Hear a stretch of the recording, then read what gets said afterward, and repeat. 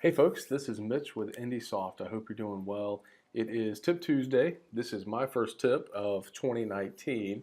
So I hope you're having a great week. And I want to show you today one of our brand new features that we just added to version 12, which was released on Friday.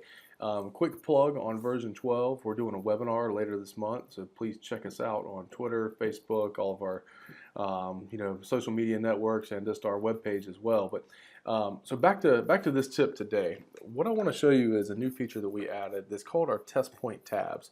So you're all thinking, I know what the test point tab is. I've got it up on the screen already. But we've actually even enhanced that and taken it to another level.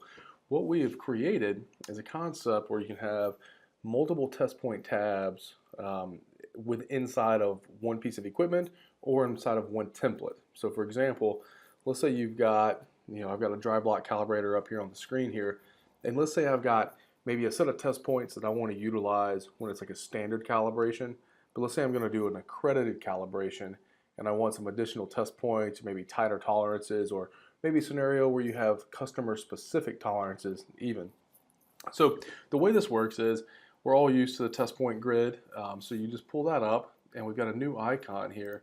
If I hover over that, you're going to see here it's called Add a New Test Point tab. So when I do that, I'll just go ahead and select that. It's going to ask me what I want to name that tab. So let's just say that this is my accredited calibration. Now we do give you the ability to copy over the existing test points. That we're not having to redo that work. So now what happens is you'll notice I've got a default test points and then I've got my accredited tab. Now my accredited tab, I'm going to go modify this just for a visual representation. But let's say I want to tighten up my tolerance and let's say it's a 0.3, right? So now I'll go ahead and just reapply that. So essentially I've got a different set of tolerances or formulas for my accredited calibration than I would my standard. You can even do this for like customer specific type request. So let's say you got a dry block calibrator, you've got a template set up for the Heart Scientific 9009, and you've got like a very specific customer who wants some kind of special test points. Maybe they only want the measurements to be performed on the cold side, not the hot side. So what you can do is you can even create another test point tab, and let's say that this is the Mitchell's Rocket Company. This is an example. I'll clone from my default there again. So now I've got a third tab. Well, here I may want to get rid of test points 8 through 14. So I'll just do that real quick with a cut. And so now let's just say I've got the cold side set up, right? So I've got my default, my accredited, the Mitchell's Rocket Company test points.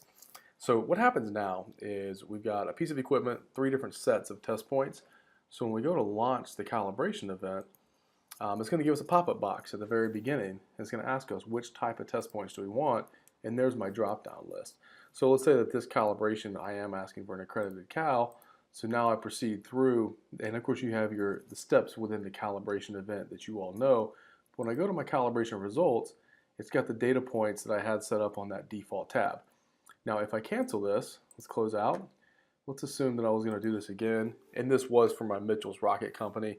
And here, if I choose that, now when I hit OK, again, when I go to my calibration results, it's only showing me those test points for the cold side.